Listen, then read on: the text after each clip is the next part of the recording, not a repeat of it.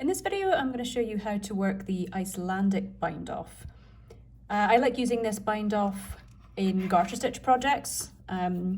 It blends in quite nicely to garter stitch, but it's a good elastic bind off for any stitch pattern, really. So the first thing that you do is knit the first stitch as a regular stitch, and then slip it back over to the left-hand needle. And then this is the repeat you will work for the bind off, is you will go into that first stitch on the left-hand needle as if to purl. You will catch the second stitch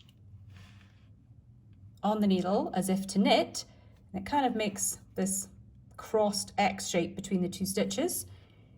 You'll wrap the yarn and pull it through,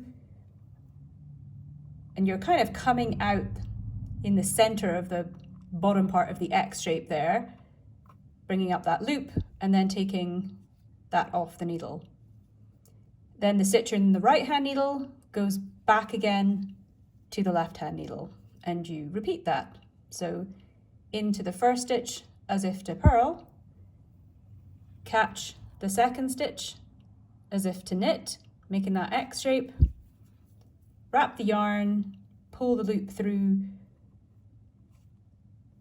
and take it off the needle. Slip it back to the left-hand needle.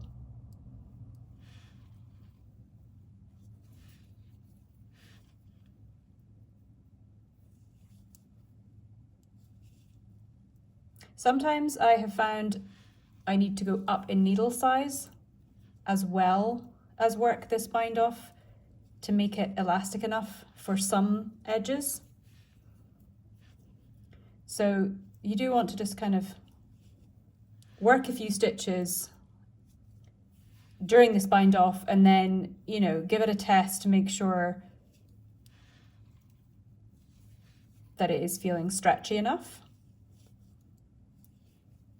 It also can look a little bit untidy as you work it, but if you just give it a pull, the bind off stitches there fall into place and look all neat and tidy.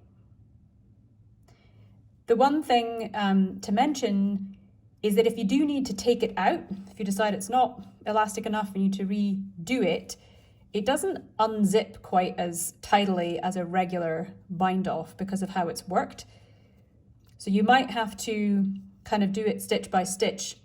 You can see the live stitch there has this stitch wrapped around it, so that kind of has to pop off before I can pick up that stitch.